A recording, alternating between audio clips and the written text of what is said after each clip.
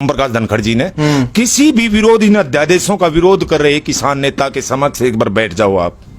चुनौती है, मतलब कोई एक बार बैठ जाओ। धनखड़ कोई इतनी बड़ी तोप थोड़ा ही ना है। 612 करोड़ दावा और आरटीआई में सिर्फ 12 लाख 611 करोड़ 88 लाख कहाँ गया। 2014 से पहले देखेंगे ना, इस सरकार से पहले गुआ 30,000 रुपए देखा हमने, कपास 10,000 9,000 रुपए बिकती देखी, धान हमने 4,000 5,000 रुपए बिकता देखा, चना हमने 10,000 रुपए बिकता देखा। इस 6 साल में क्या हुआ? पूरे progressive farmer north India Radhe Mohan ji का अवार्ड मेरे पास है, मुख्यमंत्री का जी का अवार्ड मेरे पास है, कृषि मंत्री धनखड़ जी का अवार्ड मेरे पास है, डीजी साहब का अवार्ड मेरे पास है। मन के प्रधानमंत्री जितने भी आए, इतना झूठा प्रधानमंत्री को नहीं देखा। किसान के लिए मैं मेरे भाइयों को कहना चाहता हूं कि किसान के जो भी किसान भाई है, अब जाग जाओ। ये पीढ़ी हम तो मर लेंगे जिस तरह भी, लेकिन अपने भविष्य के भावी अपनी औलाद के लिए, नहीं तो औलाद कहेगी कि पापा जब ये देश का किसान के लिए ऐसे ऐसे जुल्म ढाए जा रहे थे, ऐसी ऐसी योजना बना रहे थे, तब तुम खामोश क्यों बैठे थे, क्या कर रहे थे? जब कोई किसान ये नहीं बता पाएगा कि या तो मेरे को पता नहीं था, या पता था तो आलसी था, पता था, जाने का इच्छुक था तो हिम्मत नहीं कर पाया। आज वो चीज जो भविष्य में हमारी वर्तमान पे भावी पीढ़ी पर जो संकट आने वाला है, अगर आज वो किसान नहीं चेता, मैं नहीं चेता, तो मेरे बच्चे के बारे में सोचना पड़ेगा, क्योंकि रोजगार है नहीं। बेरोजगारी के आंकड़े इतने बढ़ते जा रहे हैं। कल हमारे पढ़े लिखे बच्चे आपस में क्या करेंगे? बिहार, झारखंड, असम, बंगाल क्या करेंगे? रोजगार है नहीं, खेती में कोई फायदा नहीं, आपस में काटेंगे, मारेंगे, जो लूट खसोट चोरी चकारी, इसके सिवाय क्या करेंगे? पेट तो भरना पड़ेगा। तो ये देश भी गया, नस्लें भी गई और फसलें भी गई, सब कुछ चला जाएगा अगर देश नहीं जाएगा, आज देश का किसान नहीं जागा। तो यही अपील करना चाहूंगा भाई साहब। नमस्कार दोस्तों, स्वागत है आप सभी का हमारे एक और वीडियो ब्लॉग में। मेरे साथ रमेश पंघाल हैं, किसान हैं और एक्टिविस्ट हैं। इन दिनों एक मुहिम चला रहे हैं आप लोगों को जागरूक करने की। जागरूक किस मुद्दे को लेके? 3 अध्यादेश जो केंद्र सरकार कृषि को लेकर आई है, उसके बारे में पूरे प्रदेश और एक तरह से कहा जाए तो पूरे देश के किसानों को जागरूक कर रहे हैं, बता रहे हैं कि किस तरह से तीनों अध्यादेश किसानों को और खेती को बर्बाद करने वाले हैं। लेकिन कितना ये लोगों को समझा पा रहे हैं और किस तरह से लोग इनके संदेश को ले रहे हैं, इसके बारे में बात करेंगे। लेकिन रमेश जी, सबसे पहले मैं एक खबर मेरे पास आई थी, जब मुझे पता चला था कि आप से बात हो जाएगी, उससे पहले एक बयान मैं पढ़ रहा था। ये हरियाणा भाजपा के नए अध्यक्ष बने हैं ओम प्रकाश धनखड़ जी।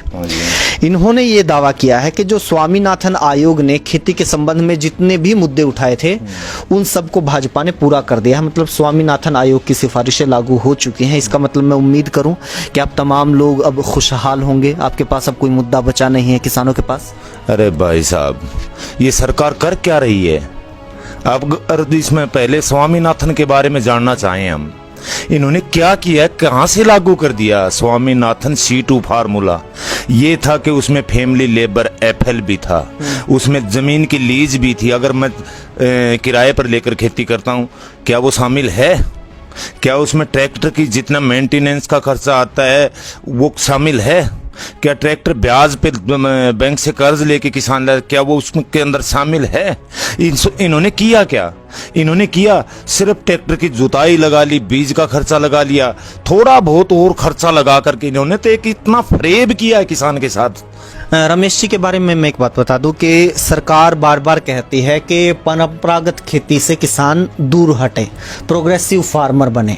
ये प्रोग्रेसिव फार्मर हैं, ये परंपरागत खेती की बजाय सब्जी की खेती भी करते हैं, टमाटर की खेती करते हैं। सर, क्या हाल हुआ इस बार जो स्वामीनाथन आयोग की सिफारिशें लागू करने का दावा करते हैं, उनको अगर बताना चाहें तो?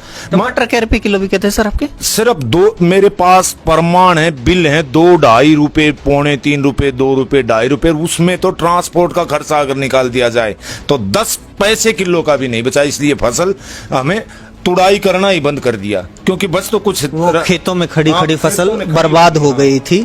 मतलब जो टमाटर आपको आमतौर पे वो 50-60 रुपए किलो भी जाता है, लेकिन आमतौर पे 20-30 रुपए किलो तो आपको मिलता ही है। उसका किसानों को मिलता है सर 1 रुपया, 2 रुपया, 2.5 रुपया। जब भी आप ये जो भावांतर भरपाई योजना का खूब विज्ञापन होता है, टेलीविजन पे सुनते होंगे, मुख्यमंत्री के जुबान से सुनते होंगे, बीजेपी के सोशल मीडिया पेजेस पे सुनते होंगे। सर ये जो भावांतर भरपाई योजना है, इसके बारे में बहुत बखान होता है कि आप लोगों को जो फायदा हुआ है कमाल है ये। इससे सर मैंने आरटीआई लगाई है, वो मेरी पड़ी यहाँ यहीं पे आरटीआई, वो जो उसकी रिपोर्ट है उसमें इनका कोई परवीन अत्रे पता नहीं, एक हरियाणा न्यूज पर प्रोग्राम दे रहा है कि हमने 612 करोड़ रुपए वितरण कर दिया है किसानों को बीबीवाई योजना के तहत। तो फिर हम यहाँ आए तो हमने डीजी साहब से पूछा जी कितना मिला क्या है अब तक किसानों को जब से ये लॉन्च हुई है? बोला 612 करोड़ रुपए। तब मेरे को दर्द हुआ, मैंने आरटीआई लगाई। भाई साहब शर्म आने की बात है, शर्म आने की बात। मात्र 12 लाख रुपया, मात्र 12 लाख, 612 करोड़ हाँ, दावा हाँ, और आरटीआई में सिर्फ 12 लाख। 12 लाख, 611 करोड़ 88 लाख कहाँ गया? अगर 3 फसलों में 12 का 10 गुना, 20 गुना, 50 गुना और कर लोगे तो भी 600 करोड़ कहाँ गया? मैं धनखड़ साहब से यही सवाल करना चाहता हूँ, ये आंकड़े लेकर मत आओ धनखड़ साहब, अगर ऐसे झूठे आंकड़े लेकर मत आओ, लेकिन किसी किसान हितैषी के सामने एक बार बैठ के कहो कि आपने पिछले 5 साल में किसान को क्या दिया और आपकी मीटिंगों का खर्चा कितना आया। अगर वो इन्होंने अपनी पब्लिसिटी, बीबीवाई की पब्लिसिटी के ऊपर जितना पैसा लगाया ना, अगर वो पैसा भी किसान को मिल जाता तो किसान आज कहीं बेहतर होता, कहीं बेहतर। लेकिन सारा उलझाए रखा, आज एग्रीसमिट में, फरीदाबाद में, आज रोहतक में, आज फलाना, आज बीबीवाई लॉन्च कर रहे हैं, आज भिवानी में प्रोग्राम, ब्लॉक वाइज प्रोग्राम किए। ये ऐसे ही तो भड़का रहे हैं, क्या पता इनको किसान के। ठीक है, धनखड़ साहब पे वापस आते हैं और साथ ही हम लोग अपने आज के असली मुद्दे पे भी आ जाते हैं। सर 3 अध्यादेश, इसके बारे में धनखड़ साहब का और बीजेपी के तमाम नेताओं का आरोप ये है कि विपक्ष भड़का रहा है, जबकि मैंने अब तक विपक्ष का कोई प्रोटेस्ट नहीं देखा इस मुद्दे को लेके। किसान हैं, आप लोग एक्टिविस्ट हैं, इस मुद्दे को लेकर लगातार आंदोलनरत है। सर कौन भटका रहा है, कौन भ्रमित कर रहा है? आप लोगों को शिकायत क्या है इन 3 अध्यादेशों से? इससे कौन भड़काएगा भाई साहब? ये खुद ही तो है कि अपनी कमजोरी को कितने दिन छुपाएंगे। आज इन्होंने ऐसा हाल कर दिया, प्रदेश का युवा बच्चा महसूस कर रहा है कि बेरोजगारी के आंकड़े कहां से कहां चले गए, कितने गुना ज्यादा बढ़ गई। वो किसान भी महसूस कर रहा है कि मेरा बच्चा क्या करेगा। आज पूरे प्रदेश में कोई एक बच्चा या बाप ये बता दो कि बेटा तू खेती कर लिए, या कोई बच्चा ये बता दो कि पापा मैं खेती करूंगा। क्यों? इन 3 अध्यादेशों से क्या शिकायत है? 3 अध्यादेश देखो, पहला अध्यादेश इतना खतरनाक बना, एक छत दी थी जो एपीएमसी एक्ट लागू हुआ, एक छत दी थी मार्केट कमेटी की कि जितने एमएसपी रखे जिन फसलों के, वहां पर कम से कम गारंटी थी। ये बात मैं कह रहा हूं कि तमाम जो लोग हैं, आप लोगों को अगर राफेल के तमाम फीचर्स समझ में आ गए हों कि भी उससे क्या क्या फ़ायदा होने जा रहा है, वो किस तरह से उड़ता है, कितना पावरफुल है, उसके बाद आप लोग थोड़ा टाइम निकाल के इन 3 अध्यादेशों के बारे में भी समझिए। ये आपकी अपनी ज़िंदगी, आपके अपने परिवारों और आपके अपने पिता के रोज़गार को, उनकी खेती को प्रभावित करने जा रहा है, आपकी आने वाली पीढ़ियों को प्रभावित करने जा रहा है। यहाँ से शुरुआत होती है सर पहले अध्यादेश। इस तरह से देखो भाई साहब, ये शुरुआत कहां से हुई? एपीएमसी एक्ट लागू हुआ सन 1955 में। क्यों लागू हुआ? क्योंकि उससे पहले ईस्ट इंडिया कंपनी का राज था। तो वो ईस्ट इंडिया कंपनी या कोई भी पूंजीपति उससे पहले जो आज ये कर रहे हैं ना, काला बाजारी होगी, किसान की लूट होगी, इससे बचाने के लिए वो एक्ट लागू किया था उस वक्त की सरकार ने। कैसे किया था कि एमएसपी रखा, भाई इतना तो एमएसपी, मान लो गेहूं का 100 रुपए एमएसपी रख दिया, तो कई बार उस एक्ट में एक प्रावधान था कि 100 तो किसान का पक्का है ही है, इससे ऊपर बिकेगा ना वो किसान के खाते में जाए, किसी बिचौलिए के खाते में नहीं जाए या किसी पूंजीपति के खाते में नहीं जाए। ऐसा बार बार हुआ है। अगर 2014 से पहले देखेंगे ना, सरकार से पहले गुआर 30,000 रुपए देखा हमने, कपास 10,000 9,000 रुपए बिकती देखी, धान हमने 4,000 5,000 रुपए बिकता देखा, चना हमने 10,000 रुपए बिकता देखा। इस 6 साल में क्या हुआ कि वही रेसो इनको कुछ भी आगे नहीं बढ़ने दिया। तो किसान को एक बार 3-4 साल में अगर इस साल गुआर का मिल गया, इस साल कपास का मिल गया, बाजार के रेट अच्छे हो गए तो एक बार जीवन दान मिल जाया करता था। तो उस एक्ट को खत्म करने के लिए ये लोग क्या कर रहे हैं, अब इन्होंने जो मंडी में खरीद होती थी, ये पहला वो ऑर्डिनेंस है, मंडी में खरीद होती थी तो जो आड़ती पूंजीपति या जो भी था खरीद के ऊपर टैक्स उसके लगा करता था, वो टैक्स माफ कर दिया 6%। अब वो क्यों खरीदेगा मंडी में? रोड पे खरीदेगा, सड़क पे खरीदेगा, खेत में खरीदेगा, बाजार में खरीदेगा, कहीं से भी खरीदेगा, क्योंकि उसका 6% बच रहा है। लेकिन ये एक सुविधा किसानों को भी तो मिलेगी ना, कि भी अब वो मंडी में ही बेचने के लिए मजबूर नहीं है, बाहर भी कहीं बेचे। सर किसानों को, हाँ बिल्कुल सही बात है, अगर सरकार एक लाइन लिख दे तो कि एमएसपी से नीचे आपकी कोई फसल नहीं बिकेगी। धनखड़ साहब ने जितनी ताकत लगाई इतनी देर एक प्रोपगंडा रचने में कि किसान भड़का रहे हैं, धनखड़ साहब हम आपसे अपील करते हैं, आपका आदर करेंगे, फूलों की माला पहनाएंगे, हार पहनाएंगे, एक लाइन लिखवा दो इन तीनों अध्यादेशों के, एक चौथी लाइन लिखवा दो कि एमएसपी से नीचे की खरीद किसान की नहीं होगी। हम गारंटी देते हैं, हमें कानूनी अधिकार इस चीज का दिलवा दो, हम उनका स्वागत करेंगे। बार बार क्यों फरेब में डाल रहे हो हमें? पहला तो इतना खतरनाक है साहब, फिर क्या करेंगे ये 2 साल जैसे जियो की लत लगाई थी 2 साल खेतों में, एक बार सरकारी दबाव में या पूंजीपतियों दबाव में ठीक रेट दे देंगे। तब तक जो मंडी का ढांचा था, इस देश के हमारे पूर्वजों ने कितनी मेहनत से पसीने से खड़ा किया था, उसमें करोड़ों लोग रोजगार पा रहे हैं, सरकार को फायदा हो रहा है, वो ध्वस्त हो जाएगा। कोई जाएगा वहां नहीं, एक छत थी, वो छत भी गिरा दी गई, जो टूटी फूटी चूरी थी, उसमें कुछ भी था, लेकिन किसान के सर पे एक छत थी, वो 2 साल में उसको कह देंगे कि इसको भी दे दो उनको। अब जो मंडी बोर्ड है ना हरियाणा का, हाँ। एक तो है ना, ये फायदे में बहुत कम संस्थाएं होती हैं, बहुत कम ऐसे स्ट्रक्चर्स होते हैं, वो फायदे में था। और उससे एक और फायदा होता है, जो ग्रामीण बहुत सारी सड़कें मंडी बोर्ड के पैसे से बनती थी, लेकिन धीरे धीरे वो जब मंडी से बाहर सारा व्यापार होगा तो वो घाटे में होगा। और एक बहाना सरकार के पास हमेशा होता है कि ये संस्था घाटे में चली गई है तो उसको बेच दो, खत्म कर दो। 2 साल में खत्म कर देंगे भाई इसको। एक चीज इसमें सर कॉन्ट्रैक्ट फार्मिंग है। नहीं, दूसरा एक और था। जी हाँ, दूसरा इन्होंने क्या किया कि आज तक एक उसी एपीएमसी एक्ट में कानून बनाया गया था, एक लिमिट बनाई गई थी कि आप जैसे ये मान लो 2000 टन से ज्यादा गेहूं का स्टॉक नहीं कर सकते। हाँ भाई आप 100 क्विंटल टमाटर से ज्यादा स्टॉक नहीं कर सकते, आलू का नहीं कर सकते। उसमें एक लिमिट थी ताकि काला बाजारी को बढ़ावा ना मिले, कि पूंजीपतियों का कब्जा ना हो बाजार के ऊपर। वो लिमिट खत्म कर दी कि कोई, अगर मेरे पास इतना पैसा है तो मैं अकेला पूरे देश का अन्न, दाल, फल, सब्जी इकट्ठा कर सकता हूं। किसान की फसल ज्यों ही आएगी मैं 2-2, 4-4, 5-5 रुपए में ले लूंगा। जब भी मेरे दिल में आएगा कि किसान की फसल निकल गई, मैं भाव इतने गिरा दूंगा, शॉर्टेज कर दूंगा। तब उसी फसल को 5 रुपए में खरीदी हुई फसल को वो 80-80, 70-70 रुपए में बेचेंगे। ऐसा बुरा कानून लेके आए हैं ये एक तरह से जमाखोरी को लीगलाइज करने का तरीका है कि आप कितनी भी फल, सब्जियां या फिर फसल को स्टॉक कर सकते हैं, जमाखोरी कर सकते हैं, और जब आपके रेट ज्यादा हो तब आप बेचिए, कम रेट हो तो आप जमाखोरी कीजिए, मार्केट के अंदर एक तरह से आप स्पेस खड़ा कर दीजिए। अब इसके बारे में एक दलील जो मैंने किसी के बारे में मतलब ये सुना नहीं है कि कोई इस मतलब ये वाहियात जो एक्ट लेके आए हैं इसको डिफेंड कर सके। एक हमारे माननीय मुख्यमंत्री जी हैं मनोहर लाल खट्टर जी, उनका मैंने ये बयान सुना था। वो कह रहे थे कि इससे तो किसानों को भी तो फायदा होगा, कि किसान भी तो स्टॉक कर सकते हैं, किसान भी जब महंगी होगी तो बेच सकते हैं। सर एक बात मैं मुख्यमंत्री जी से एक आग्रह करना चाहता हूं, पूरे प्रदेश के किसान की आप जमीन की फर्द निकाल के देख लो। पूरे प्रदेश के एक, मैं ये बता रहा हूं कि 1 लाख किसानों में से आप 10 किसान ऐसे दिखा दो जो कर्ज में ना डूबे हुए, उनकी जमीन गिरवी ना रखी हुई हो। वो बेचारा किसान अपना अनाज स्टॉक कर लेगा। अरे वो तो अगर फसल 2 महीने भाई 2 महीने 5-6 फसल आओ से न, तो 2 महीने पहले अगले खान लग जाए। बानिया न्यू का मेरे चिन्नी के दे, पड़ोसी न्यू का मेरे ले रखे भाई, तो खाद का कट्टा खाता ले रखे वो दे, वो स्टॉक कर लेगा। अरे तो वो टाइम है मुश्किल तक अड्डे है। मुख्यमंत्री जी एक बार असली हकीकत किसान का घरी बैठ के देखो, 10 किसाना का घरी जाके देखो, प्रदेश का किसी भी कोने में जाके देखो, आप 10 किसाना घरी बैठ के देखो उसकी हालत क्या हो रही है।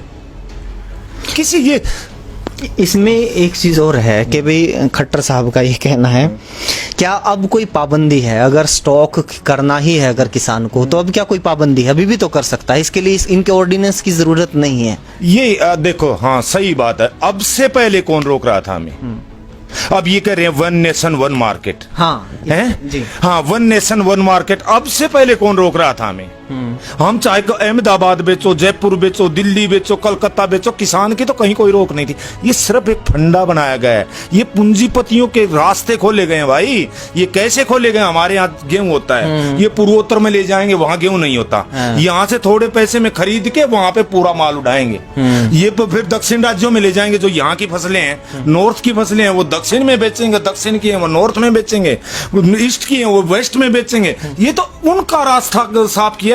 अब एक बात बताओ, मैं आज तक मेरे तोसाम के सिवाय, जो 3 किलोमीटर है मेरे गांव से, उसके सिवाय मैं भिवानी 24 किलोमीटर नहीं लेके गया। उस वन नेशन वन मार्केट का मेरे को क्या फायदा? मैं कर्नाटक ले जाऊंगा, मैं हैदराबाद ले जाऊंगा, मैं कहां ले जाऊंगा? ये क्यों उल्लू बना?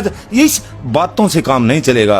अब देख रहे हैं हम, और कोशिश भी कर रहे हैं। अब किसान का बेटा भी समझने लगा, क्योंकि उसको भविष्य, वर्तमान पीढ़ी तो कर्ज के तले दबा के किसी न किसी तरह जी लेंगे, लेकिन बाप और बेटा दोनों सोच रहे हैं कि आज भविष्य हमारा कैसा होगा। अगर आज भी किसान नहीं जागा तो उसका भला करने वाला कोई नहीं है। सर, एक तीसरा जो अध्यादेश है, इसमें जो कहा जा रहा है कि सरकार से तो ठीक, आप लोगों की शिकायतें रहती कि एमएसपी नहीं मिली, एमएसपी से कम रेट पे खरीद रहे हैं, लेकिन जो बड़े बड़े घराने हैं आपसे कॉन्ट्रैक्ट फार्मिंग करेंगे कि आप हमारे लिए फसल उगाइए, हम सरकार से ज्यादा रेट आपको देंगे, तो उससे क्या आपत्ति है आप लोगों को?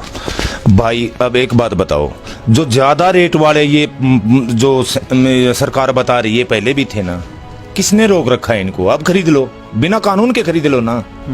ये लिख के दे दो एक लाइन, ये कि ये गारंटी हम लेते हैं, चौथी एक लाइन है, ये गारंटी हम लेते हैं कि एमएसपी से नीचे नहीं खरीदी जाएगी। उस एक लाइन के ऊपर ये अटके क्यों हुए हैं? वो ना तो चीफ मिनिस्टर जी बात कर रहे हैं उस एक लाइन के लिए, ना अपने या बने अध्यक्ष ये बात कर रहे हैं, ना इनका कृषि मंत्री कर रहा है, ना प्रधानमंत्री कर रहे हैं, ना देश का कोई भी सरकारी आदमी इस बात पे बात नहीं कर रहा है। अब क्या होगा वो कॉन्ट्रैक्ट फार्मिंग वाला?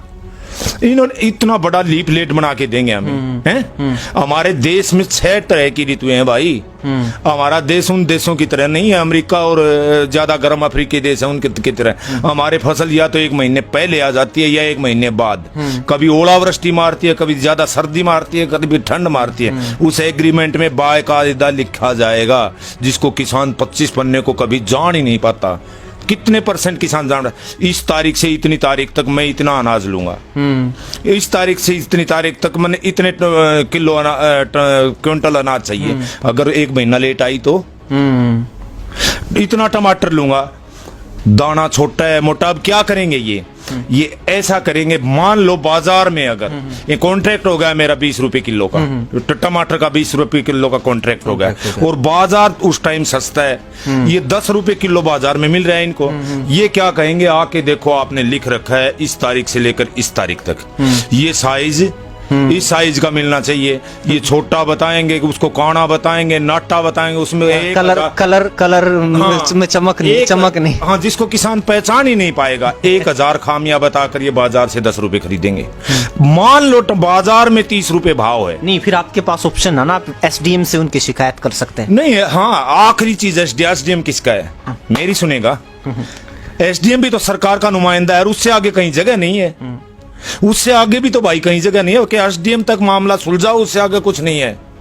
अब मान लो बाजार 30 रुपए हो गया, मेरा कॉन्ट्रैक्ट हुआ है 20 रुपए का, तो ये क्या कहेंगे कि देख, पूरी एक दाना बाहर नहीं बेचेगा, सारी की सारी हम लेंगे। अगर ज्यादा हो गई तो हमें उस तरफ दुखी करें, हमें तो इतने का कॉन्ट्रैक्ट किया था, वो बाकी की कहां बेच के आएंगे हम? कम रह गई तो पेनल्टी लगाएंगे। ये ऐसे जो इतना बड़ा पन्ना बनाएंगे, इतनी बड़ी बुक बनाएंगे, उसमें किसान को ये उलझा के रख देंगे भाई, इतना बुरा उलझा के रख देंगे उसको। कितने विद्वान हैं जो पढ़ पाएंगे इनकी शर्तें? और अब पहले एक चीज है सर, पूरा देश प्रधानमंत्री नरेंद्र मोदी पे भरोसा कर रहा है कि भाई उनसे अच्छा, उनसे सच्चा और खास तौर पे किसान हितैषी कोई नहीं है।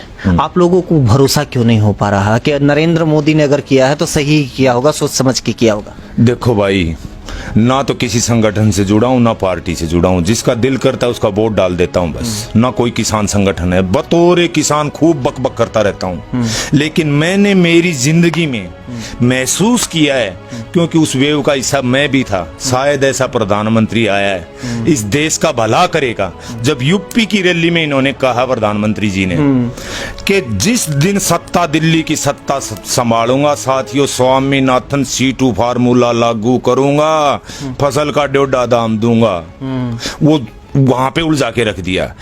पब्लिक ने, हमने तालियां पीटी, गदगद हुए। हम प्रधानमंत्री है, पहली बार ऐसे प्रधानमंत्री बने कि कुछ करेंगे। दूसरा जिस दिन दिल्ली के सिंहासन पर आसीन होऊंगा, पहली कलम से सभी तरह का संपूर्ण कर्जा मुक्ति पूरे देश के किसान की। बड़े खुश हुए हम, बड़े खुश हुआ देश का किसान। तीसरा, इतना काला धन है इस देश का बाहर कि हर किसान और देशवासी के खाते में 15-15 लाख रुपए आएंगे। तब ये सोचा कि देवदूत बन के आया इस धरती के ऊपर। चौथा, इन्होंने कहा कि भाइयों 2 करोड़ रोजगार सालाना पैदा करूंगा। हमने सोचा कि ये 4 मुद्दे किसान के, बाकी तो इन्होंने पता नहीं क्या क्या स्मार्ट सिटी बनाऊंगा, रेल वो कौन सी रेल लिया हुआ था वो बेच दिया पर लिए, बेच दी आड़ाली है। जो 4 किसान संबंधित जो बात थी उसका खातिर नहीं सोचा था। ये शायद कोई अवतार अवतरित हुए हैं, कौन से देवता के हैं। लेकिन आज मैं एक बतौर किसान, क्योंकि इससे सरकार पर अवार्ड भी ले रखे मन पूरे नॉर्थ इंडिया बतौर progressive farmer north India, Radhe Mohan ji का अवार्ड मेरे पास है, मुख्यमंत्री का जी का अवार्ड मेरे पास है, कृषि मंत्री धनखड़ जी का अवार्ड मेरे पास है, डीजी साहब का अवार्ड मेरे पास है। लेकिन मैं आज देश के किसान को ये बताना चाहता हूं, जहां तक मैंने महसूस किया, और भाई मन किसा बावड़ा जानो क्षाणा कि मन ने ये बताई कि प्रधानमंत्री जितने भी आए, इतना झूठा प्रधानमंत्री को नहीं देखा, इतना झूठा प्रधानमंत्री कौन देखा। और उसकी नीचे की लॉबी, जब प्रधानमंत्री न्यू टुच की बजाय जी तो 10 है टुच की बजाओं से न्यू कोई सोचनिया नहीं, यो के लाओ से के करें से कट। आज हिंदुस्तान का किसान की हालत 2%, 2 कदम आगे नहीं चल पाया है किसान देश का। लेकिन 2022 तक डबल आय होने वाली है, आपको पता है ना, और इसके लिए मतलब साल एक भर का टाइम बचा। देखो 2022 तक ये तो कन्फर्म है, आप आंकड़े निकाल के देख लो। मैं कांग्रेस की कभी भी न्यू ये नहीं कहता, लेकिन मैं 2014 पे अटका खड़ा हूं, क्योंकि इनके 30 लाख है। 14 और 20-22 तक लागत तो डबल हो जाएगी खेती की, ट्रैक्टर भी महंगा हो जाएगा, समरसीबल पंप भी महंगा हो जाएगा, और भी जितने भी चीज से, खाद भी महंगी हो जाएगी, डीएपी भी महंगी हो जाएगी, डीजल भी महंगा हो जाएगा, हमारा कपड़ा भी महंगा हो जाएगा, हमारा कसिया भी महंगा हो जाएगा, हल भी सबकी महंगा हो जाएगा। लागत तो डबल पक्की हो जाएगी, लेकिन आमदनी आज इतनी बड़ी OECD संस्था है, 36 देशाई संस्था है, उनके बड़ी बड़ी संस्थाएं के आंकड़े हैं कि 2% इजाफा हुआ है। मोदी सरकार या अपने खट्टर सरकार है पास मात्र 2% इजाफा हुआ है किसान की आमदनी में। और जब सही आंकड़े लगाओगे, अब देखो कितने बढ़िया तरीके से पूरा देश का किसान बेवकूफ बनाया इन्हें। 6,000 रुपए किसान सम्मान निधि योजना, अरे ये भी 450 रुपए थे फसल बीमा योजना के। मैं तो अंदाजा लगाओ, ये एक बहुत समझन की बात है, जो कोई समझे तो। जब मेरे पास 3 किले कपास के हैं तो 16.5 से कर दिए ना, 33 से तो एक फसल, पूरी रब्बी नहीं, उसकी एक फसल, मात्र एक फसल 3300 रुपये उड़े काट लिए, बताओ। और जो दूसरी फसल कपास की जो बीमा की किस्त है, प्रधानमंत्री फसल बीमा योजना, ये 3 गुना हो चुकी है। आपको शायद नहीं पता होगा, मुआवजा मिलता है सर किस चीज का? ये प्रधानमंत्री फसल बीमा योजना जो आप करवाते हैं, उसके जो पैसे कटते हैं। भाई कहीं भी सब्जी का तो प्रावधान ही नहीं है, बागवानी फसलों का तो ना तो बीमे का प्रावधान है, ना मुआवजे का प्रावधान है। कभी कभार एक आध बार मुआवजा, आप आंकड़े निकाल के देख लो कंपनियों को फायदा कितना हुआ था। शायद 24,000 करोड़ रुपया कंपनियों को फायदा हुआ था। पढ़ दे रहा पी साईनाथ हैं, एक किसान एक्टिविस्ट हैं और पत्रकार भी हैं। उनका ये आरोप था कि फसल बीमा योजना राफेल से भी बड़ा घोटाला है। ये हर साल होता है, हर सीजन में होता है असल में। तो सर, 3 अध्यादेशों को लेके लोगों को जागरूक करने के लिए, किसानों को जागरूक करने के लिए अब आगे आप लोग क्या करने जा रहे हैं, किस तरह से लोगों को समझाएंगे? भाई हम तो जो भी यथासंभव कोशिश होगी, क्योंकि अब पीक पर आ गया है। मैं तो हर उस बाप को ये कहना चाहता हूँ, अगर आप इन 3 अध्यादेशों के बारे में जानते हैं तो अपने बेटे को बताओ। हर उस बेटे को, विशेष करके हरियाणा, पंजाब, राजस्थान, यूपी के हर उस बेटे को ये कहना चाहता हूं, अगर आप इन अध्यादेशों के बारे में जानते हो तो अपने बाप को बताओ।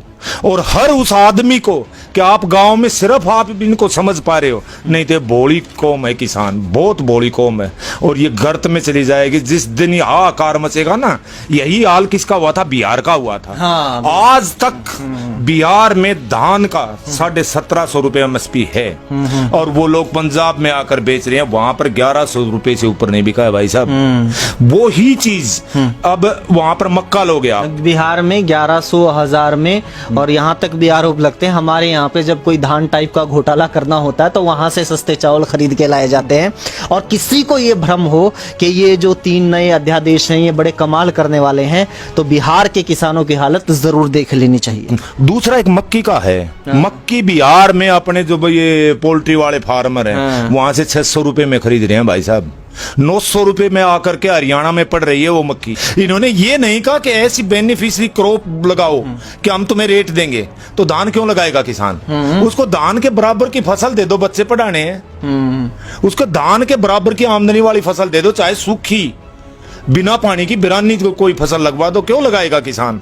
ये तो जो है ना, टमाटर में इन्होंने लॉकडाउन में क्या किया, यही तो किया। मंडियों में क्या किया कि जो 24 घंटे मंडी खुली रहा करती थी वो 8 घंटे कर दी, और जो 100 दुकान थी वो डिवाइड कर दी एक हफ्ते में। अब किसान माल लेके जाएगा बेचारा, कितना बिकेगा?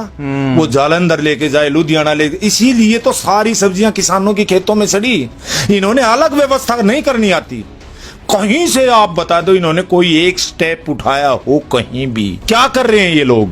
सिर्फ ये माइक के आगे बैठकर एक झूठ का पुलिंदा। एक विद्वान जो आज इसका नेता है, किसी यूनियन का नेता, संगठन का किसान नेता है, इनका चमचा नहीं, जो उस दिन बता रहे थे किसान नेताओं से बात की, वो किसान नेता है जो इनसे बात करके कमिटमेंट करा इसने, ओम प्रकाश धनखड़ जी ने। किसी भी विरोध, इन अध्यादेशों का विरोध कर रहे किसान नेता के समक्ष एक बार बैठ जाओ आप। चुनौती है। मतलब कोई धनखड़ कोई इतनी बड़ी तोप थोड़ा ही ना है कि भी आप ये अपने चमचों के बीच में बैठ के स्पीच देते हो। आपने स्वामीनाथन आयोग भी लागू कर दिया और ये किसानों की गत बदलने वाले 3 अध्यादेशों के बारे में बता दिया। बैठ जाइए, चुनौती है, खुली चुनौती है, कैमरा के ऊपर है। रमेश पंघाल जी के साथ बात कीजिए, और बहुत सारे किसान संगठन है, किसान नेता जो इनका विरोध कर रहे हैं, जो आपकी जय जयकार हर चीज में करते हो, उनसे बात करने का, उनको बताने का कोई फायदा नहीं है।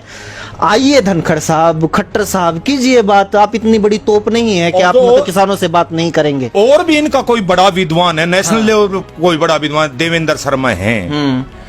ये अपने हिमाचल वाले देवेंद्र शर्मा, कृषि अर्थशास्त्री, उनसे बात कीजिए एक बार बिठा दो किसी भी डिबेट में। तुम्हारे 10 होंगे वो अकेला होगा। योगेंद्र यादव जी हैं, उनको बिठा दे, तुम्हारे 20 होंगे वो अकेला होगा। और भी हैं बहुत सारे, पी साईनाथ जी हैं, उनके सामने बैठा दो आप। प्रोफेसर अनंत कुमार हैं जो खेती से संबंधित जो काम कर रहे हैं, राजूवाड़ हैं पंजाब से, उनके सामने बैठा दो आप। किसी के, लेकिन अपने चुनिंदा चमचे के सामने नहीं। एक और चुनौती मैं इनकी तरफ से ही देना चाहता हूं, जो आप लोगों के तमाम चैनल हैं, तमाम चैनल जो आपके लिए ही काम करते, उन पे बैठा दो। हाँ, आप लोगों से अपील है कि इस वीडियो ब्लॉग को ज्यादा से ज्यादा शेयर कीजिए। आपका रिपोर्टर यूट्यूब चैनल को सब्सक्राइब कर दीजिए। फेसबुक पर देख रहे हैं तो हमारे फेसबुक पेज को लाइक कर दीजिए।